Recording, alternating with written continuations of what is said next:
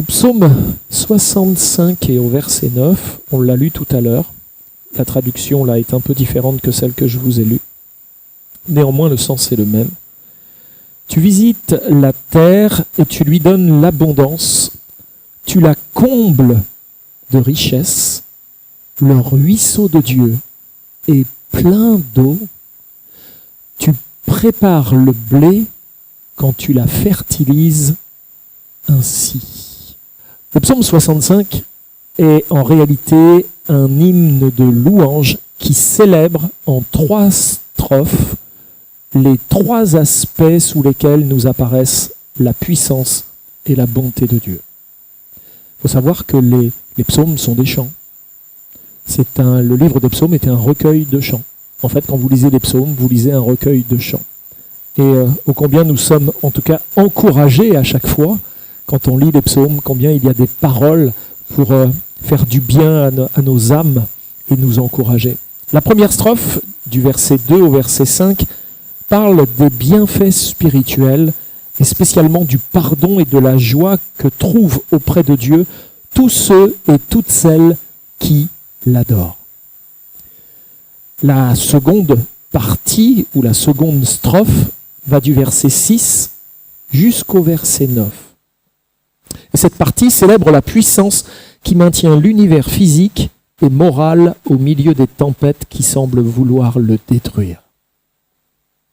Enfin, dans la dernière strophe, du verset 10 au verset 14, le psalmiste, comme on l'appelle, ou dans ce cas précis, David, celui qui a écrit ce chant, arrête son regard sur les campagnes verdoyantes qui l'entourent. Et il décrit le soin avec lequel Dieu les couronne de richesse et les revêt de beauté. Les bienfaits dont Dieu comble l'humanité dans le domaine de la nature sont l'image et la garantie des bénédictions qu'il veut répandre sur ses enfants de génération en génération. Considère comment Dieu s'y prend à la nature, et ces choses, tu peux te les approprier, toi. Dieu n'est pas un créateur qui a ensemencé la terre pour ensuite s'en détourner. Comme s'il aurait tout créé, et puis il aurait dit après, débrouillez-vous avec ce que j'ai fait. Non, non. Dieu aime sa création. Il aime aussi ses créatures. Et cette création, il veut la bénir. Et il n'a jamais cessé de la visiter, comme il l'a visitée au temps d'Adam, lorsqu'il vivait encore en Éden. Dieu veut combler sa création de tous ses bienfaits. Hélas, peu profitent de cette abondance de grâce et rendent gloire à Dieu qui la donne. Et si la plupart des hommes se sont détournés de la source intarissable et inaltérable, qu'en est-il des enfants de Dieu, de ceux qui l'ont reconnu pour Père? Mais ces enfants de Dieu que nous sommes, profitent-ils pleinement de l'abondance de vie pour être fertiles et remplis de fruits? Si on considère votre vie comme on considère un arbre, une plante, êtes-vous remplis de fruits? Dieu ne nous a pas laissés orphelins. Il nous visite et nous bénit par son esprit, cet esprit qui vit en nous, pour rendre nos cœurs tendres, purs et remplis de grâce. Aussi, lorsque David a célébré le Dieu qui fertilise, il a employé un terme hébreu qui est très riche, signifiant que Dieu fait 3 choses en réalité. Dans le fait de fertiliser, il n'y a pas juste mettre un produit, un engrais ou je ne sais pas quoi, non. Il prépare le terrain, il le rend stable, fort et ferme, et puis après, au niveau de la plante par elle-même, il fixe et il attache. Voilà ce que le terme hébreu, quand on regarde le mot fertilise, ce que ça revêt. On pourrait se poser la question, mais comment Dieu fertilise nos cœurs? Comment s'y prend-il pour fertiliser nos cœurs? C'est vrai, non? La parabole de Jésus au sujet du figuier stérile, je pense que vous l'avez déjà lu dans l'évangile de Luc au chapitre 13 et au verset 6. Je vais vous la relire pour vous la mettre en mémoire, parce qu'elle est magnifique. Évangile de Luc, chapitre 13, à partir du verset 6. Il dit aussi cette parabole, un homme avait un figuier planté dans sa vigne. Il vint pour y chercher du fruit, et il n'en trouva point. Alors il dit au vigneron, voilà 3 ans que je viens chercher du fruit à ce figuier et je n'en trouve point. Coupe-le. Pourquoi occupe-t-il la terre inutilement? Le vigneron lui répondit, Seigneur, laisse-le encore cette année, je creuserai tout autour, j'y mettrai du fumier. Peut-être à l'avenir, donnera-t-il du fruit, sinon tu le couperas. La parabole au sujet du figuier nous apporte quelques explications sur le processus de fertilisation. Un homme avait en effet planté un figuier dans sa vigne, et comme il y venait depuis 3 ans y chercher du fruit et n'en trouvait pas, il se dit, à quoi bon embarrasser mes terres d'un arbre qui ne porte aucun fruit.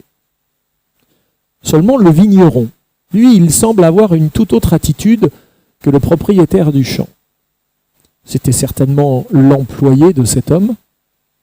Le vigneron qui travaillait lui proposa de prodiguer des soins spéciaux à cet arbre, afin de le préserver de l'abattage. Ok, ça fait 3 ans que tu viens pour chercher du fruit dans ton arbre, il n'y en a pas, mais je vais prendre soin de lui, je vais m'occuper de lui. Et les soins spéciaux prodigués à ce figuier nous donnent une leçon spirituelle ô combien salutaire. Luc 13, 8, « Je creuserai tout autour et j'y mettrai du fumier. » Vous savez tous ce que c'est que le fumier. En quoi ces paroles du vigneron ou du jardinier peuvent nous servir et que veulent-elles dire? En quoi ça nous concerne en clair? Si ce passage est dans nos Bibles, c'est qu'il y a une utilité pour nous, une application pour nos vies. Alors, je creuserai autour. Et le mot qui a été traduit par creuser signifie en réalité plutôt bêcher. En fait, l'homme ne souhaitait pas creuser un trou ou une rigole autour de l'arbre. En réalité, il se proposait de bêcher autour du tronc, c'est-à-dire de fendre la terre et la retourner autour de l'arbre pour 1. Enlever les mauvaises herbes, 2. Ameublir la terre, rendre le sol souple, aéré pour un meilleur enracinement, et 3. À votre avis, c'était pourquoi? Pourquoi il bêche la terre en plus? Oui, l'eau pénètre, mais pas que l'eau. Non. Pour enfouir le fumier plus facilement. Dans une autre parabole, Jésus avait déjà expliqué que les mauvaises herbes correspondaient aux soucis de la vie présente. Vous en avez le souvenir? À la séduction des richesses aussi, et à l'invasion d'autres convoitises. C'est dans la parabole des 4 terrains. Et tout ça, ça étouffe la semence, la parole de Dieu, dans nos vies, et la rende infructueuse. Vous pouvez le lire dans l'évangile de Marc au chapitre 4, à partir du verset 18. Aussi, le Seigneur se propose donc de désherber nos cœurs afin de les débarrasser de tout souci. Et là, on devrait dire Amen. Nous avons un jardinier qui aime bêcher au pied de nos vies pour essayer, en tout cas, de retirer les soucis. Mais pas seulement. Les convoitises néfastes à la vie par la grâce et à la bonne croissance spirituelle. D'autre part, il souhaite aussi ameublir nos cœurs pour les rendre tendres et malléables entre ses mains. Paul écrira dans l'Épître aux Romains au chapitre 2, versets 4 à 5, « Méprises-tu les richesses de sa bonté, de sa patience et de sa longanimité, ne reconnaissant pas que la bonté de Dieu te pousse à la repentance par ton endurcissement. » Et parfois, il est vrai qu'on peut s'endurcir. « Et par ton cœur impénitent, tu t'amasses un trésor de colère pour le jour de la colère et de la manifestation du juste jugement de Dieu qui rendra à chacun selon ses œuvres. » En lisant les nombreux passages bibliques qui parlent de l'endurcissement des cœurs, on devrait en réalité frémir d'effroi et désirer de toutes nos forces passer sous la bêche divine. qui ameublit les cœurs et les rend propices à s'enraciner solidement en Christ et à porter du fruit à sa gloire. Une fois que le bêchage a été effectué par notre divin jardinier, l'opération suivante est un peu particulière. Après avoir passé la bêche autour du figuier, le vigneron propose ensuite d'y verser du fumier. Et là, on peut se poser la question, mais ok, Seigneur, tu parles de quoi en parlant de fumier dans ma vie ? Le terme grec est en réalité scubalon. Et le mot scubalon, on peut le traduire par fumier. Et un autre terme se dit copria, c'est le mot boue. Ils sont traduits par ces deux mots, déchets, ordures, balayures, boue ou fumier, selon les versions bibliques. Mais en réalité, ils expriment à chaque fois une même idée de fumier ou quelque chose que vous devez connaître un petit peu plus. En tout cas, si vous avez compris ce que c'est le tri sélectif, c'est le bac à compost. Si vous ne savez pas ce que c'est, il y en a un juste derrière. C'est notre bac à compost. Vous soulevez, puis vous allez voir les belles odeurs qui se dégagent de cet endroit. Donc le bac à compost, c'est un peu le fumier dans un langage plus actuel. Le tri sélectif ou la mise en place d'un composteur nous a appris que certains déchets peuvent servir de fertilisants. Et d'autres, au contraire, sont voués au feu. Eh bien, c'était déjà le cas dans le temps biblique. Il y avait des choses qui allaient au feu, et il y en avait d'autres qui étaient gardées pour fertiliser. Dans Luc au chapitre 14 et au verset 35, Jésus explique que le sel qui perdrait de sa saveur serait pire que le fumier. Et il serait donc bon à être jeté au feu. Tout comme le sarment de vigne qui, détaché du cep, va dessécher et n'est bon à rien d'autre qu'à être mis au feu. Jean chapitre 15 verset 6, si quelqu'un ne demeure pas en moi, il est jeté dehors comme le sarment, et il sèche, puis on le ramasse, puis on ramasse les sarments, on les jette au feu, et ils brûlent. À l'époque biblique, il existait à côté de Jérusalem, dans la vallée d'Inon, une décharge à ciel ouvert. Donc les décharges, ça existait aussi à cette époque-là. Il y avait une décharge à ciel ouvert où brûlaient constamment tous les déchets que les gens ne pouvaient pas recycler, mettre en terre pour fertiliser la terre. Alors ils apportaient ça à la décharge, et la décharge brûlait 24 heures sur 24 dans la vallée d'Inon. Vous savez comment on appelait cet endroit encore ? Non ? On l'appelait la Géhenne. Ça vous fait penser à quoi la Géhenne ? À l'enfer. Dans Marc chapitre 9, versets 44 à 48, nous lisons que ce lieu terrible contenait un feu qui ne s'éteignait jamais. Mais dans la Géhenne, il n'y avait pas qu'un feu, il y avait quoi aussi qui caractérise la Géhenne ? C'est un feu et... C'est un peu ragoûtant, hein ? C'est une fois que les mouches, elles sont passées, il y a des vers qui rongent. Est-ce que vous croyez sincèrement que l'enfer, c'est un feu qui brûle et des vers qui rongent ? Mais l'image que Jésus va employer pour décrire l'enfer et toute son horreur, c'est pas vraiment des vers qui vont vous ronger en enfer. Mais il dit voilà, l'enfer c'est comme cette décharge. C'est la Géhenne. Le feu n'arrête pas de brûler, ça consume tout. Il ne reste plus rien. Et puis regardez ces carcasses d'animaux en putréfaction où les vers sont en train de tout ronger. C'est ça l'enfer. Un lieu de tourment, un lieu de décrépitude, un lieu où tout est voué à la destruction. C'est l'image de l'enfer et de ses tourments éternels. Je ne sais pas si vous prenez plaisir dans ce type d'endroit, dans une déchetterie où on vient y mettre toutes les ordures, etc. C'est pas très agréable. Hein, il y a guère que les rats et les mouettes qui s'y plaisent. Hein. Lieu terrible. Terrible image que nous renvoie cette vallée de Hinnom où se consumait tout ce qui était mort et dépourvu d'une quelconque utilité. Mais pour nous qui sommes dans la maison de Dieu, pasteur, ton message de ce matin, c'est un peu berk. Pour nous qui sommes dans la maison de Dieu, nous bénéficions évidemment des soins du grand jardinier. C'est pourquoi il utilise sa bêche et le fumier divin ayant pour but de nous faire croître et de nous faire porter du fruit. Du fumier divin. Vous avez déjà entendu l'expression le fumier divin? Est-ce que vous croyez, est-ce que vous pensez que Dieu, pour nous fertiliser, pour nous aider à porter plus de fruits, il a un fumier divin qu'il va utiliser? Pourquoi pas? Après, il faut savoir, c'est quoi ce fumier divin? Quel genre de fumier Dieu emploie-t-il pour que nos vies portent davantage de fruits? On a compris que bêcher, oui, c'est une évidence, mais le fumier divin.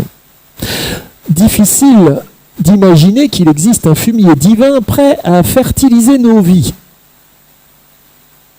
Dans Deutéronome, au chapitre 32, nous comprenons comment Dieu utilise sa parole vivante telle de l'eau pour arroser nos vies. Deutéronome 32, verset 2. Que mes instructions se répandent comme la pluie, que ma parole tombe comme la rosée, comme des ondées sur la verdure, comme des gouttes d'eau sur l'herbe. Dans Malachie 4, nous comprenons que Dieu est agissant comme le soleil afin d'illuminer nos vies. Et une plante, elle a besoin d'eau, elle a besoin aussi de soleil. Malachie 4, 2. Pour ceux qui reconnaissent mon autorité, voici ma promesse, ma puissance de salut va apparaître comme le soleil levant qui apporte la guérison dans ses rayons. Mais quel est le fumier, le compost qui fertilise nos vies?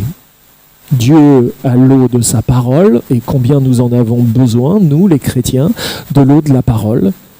Il y a le soleil de justice qui vient aussi faire son œuvre dans notre vie. Mais pasteur, le compost, le fumier, de quoi est-il question?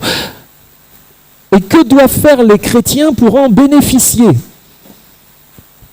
Il y a un texte dans Philippiens 3.8 qui est très intéressant pour nous. Je regarde toute chose comme une perte, va dire Paul, à cause de l'excellence de la connaissance de Jésus-Christ mon Seigneur, pour lequel j'ai renoncé à tout, et je les regarde comme de la boue. Vous vous rappelez tout à l'heure le scubalon? La boue, le fumier, c'est la même chose. Les ordures, les déchets. En fait, je regarde toute chose, j'ai renoncé à tout, et je regarde toute chose comme des déchets, comme du fumier, comme de la boue. La boue dont il est question ici peut se traduire par fumier ou déchet. Et l'apôtre Paul nous donne ici un moyen infaillible de répandre du fumier fertilisant nos cœurs et nos vies. Non seulement il nous exhorte à abandonner le péché, mais il nous encourage aussi à faire la perte de tout ce qui pourrait faire barrage à notre communion avec Christ. Alors il y a peut-être des choses comme ça dans nos vies qui sont un peu fanées, des choses qui n'ont plus trop leur place en tant que chrétiens. On devrait les retirer. C'est un processus, vous avez compris, de sanctification. Et puis tout ça, là, tout ce que nous en retirons, eh bien, va peut-être servir finalement à fertiliser nos vies. En tout cas, c'est ce que Paul nous fait comprendre. Il nous exhorte à abandonner le péché, mais il nous encourage aussi à faire la perte de tout ce qui pourrait faire barrage à notre communion avec Christ. Rien ne doit nous séparer de celui qui a donné sa vie pour nous sauver. Tout ce que je coupe des plantes dans le jardin du presbytère va directement au compost. Et quand le compost aura bien composté, tout me servira pour fertiliser l'ensemble des plantes qui sont dans la cour du presbytère. C'est formidable, n'est-ce pas? Rien ne doit nous séparer, en tout cas, de celui qui a donné sa vie pour nous sauver. Et tout obstacle entre lui et nous entravera notre croissance et notre fructification. Le fumier spirituel, vous l'avez compris, c'est l'ensemble de tout ce que nous abandonnons pour obéir au Christ et le suivre sans entrave jusque dans l'éternité. Et nous l'obtenons bien évidemment en faisant quoi? En poursuivant la sainteté dans notre vie, c'est-à-dire la mise à part du monde, la consécration et vivre dans la pureté, mais aussi en étant unis à Christ dans sa mort, lui qui a été emmené hors de Jérusalem pour être sacrifié, qui a été fait péché pour nous purifier. Nous aussi, nous devons mourir à nous-mêmes et crucifier la chair avec ses convoitises. En réalité, tout ce à quoi nous renonçons pour gagner la faveur et l'intimité avec Christ agira tel de l'engrais pour nos nouvelles vies. Tu veux porter davantage de fruits alors que le processus de sanctification dans ta vie s'exerce davantage. Tout ce à quoi nous renonçons pour gagner la faveur et l'intimité avec Christ agira tel de l'engrais pour notre vie nouvelle. Si le sel sans saveur, le sarment desséché et le figuier stérile sont jetés au feu, celui qui est enraciné en Christ bénéficiera lui sans cesse des soins divins et attentionnés du jardinier qui est le nôtre. Notre jardinier n'a pas du tout envie de nous déraciner, c'est lui qui nous a plantés. La seule chose qu'il veut, c'est que nous puissions donner du fruit. Alors la bêche divine libère des soucis et des convoitises, elle attendrit le cœur et le prépare à mourir à lui-même. Le fumier, mélange de péché, de convoitise, d'affection et d'œuvres mortes délaissées, répandu à de multiples bienfaits. Il rend notre vie fertile. Est-ce que le fait de se sanctifier, de délaisser certaines choses pour le Seigneur va augmenter notre potentiel de fertilité? Oui. Deuxièmement, il nous donne la vie en abondance, c'est-à-dire que ça va faire que ça va porter davantage de fruits. Oui. Il nous permet de mieux stocker l'eau et tout ce qui est déposé au pied. Et nous, c'est la parole de Dieu, l'eau de la parole.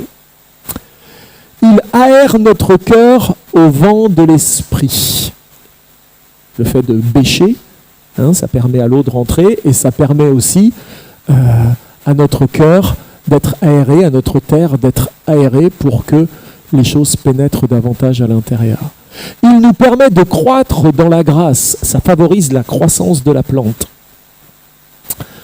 Il nous protège des maladies, des faiblesses et de l'endormissement spirituel.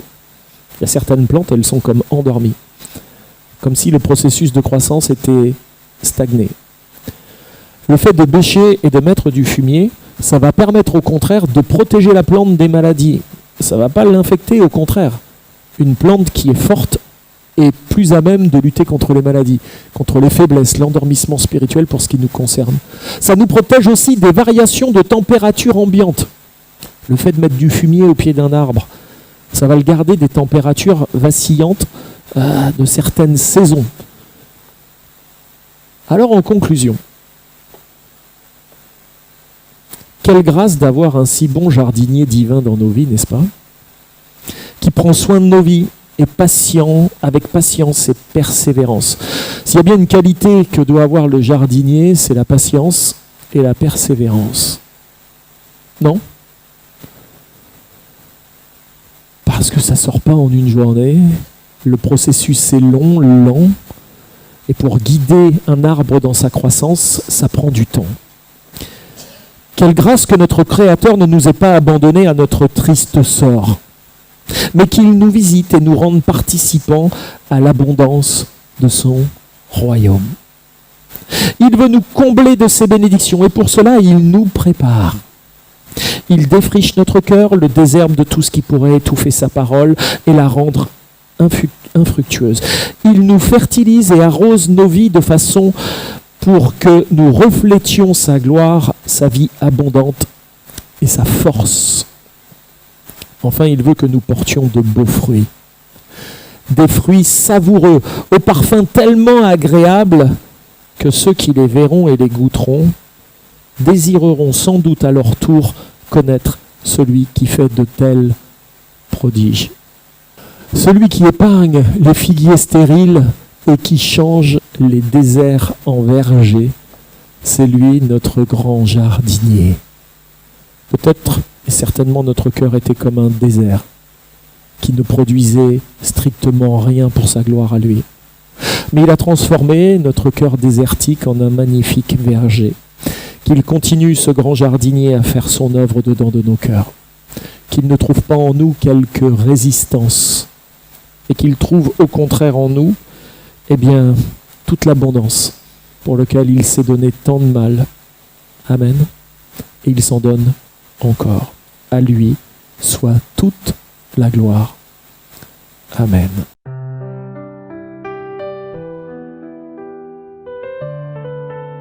Toi le grand jardinier qui entretient nos cœurs, de tes tendres soins, efface nos douleurs, arrose nos âmes de ta grâce immense et fertilise la terre où croit notre espérance.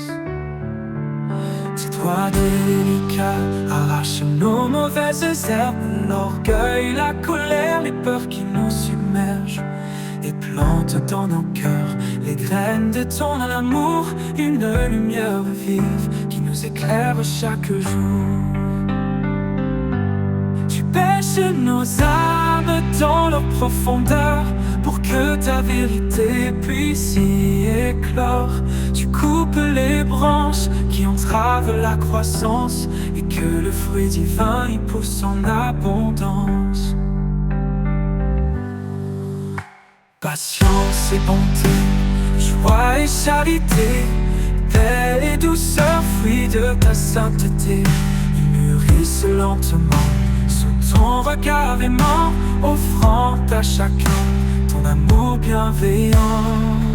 Oh jardinier divin, continue ton œuvre, fais croître en nos cœurs ton fruit plein de saveur, que nos vies soient un jardin où fleurit ta grâce, un témoignage vibrant de ton œuvre efficace. Oh, tes doigts délicats arrachent nos mauvaises herbes, l'orgueil, la colère, les peurs qui nous submergent, et plante dans nos cœurs les graines de ton amour, une lumière vive qui nous éclaire chaque jour. Tu pêches nos âmes dans leur profondeur pour que ta vérité puisse y éclore. Tu coupes les branches puisse y éclore. Et que le grand jardinier qui entretient nos cœurs, de tes tendres soins efface nos douleurs.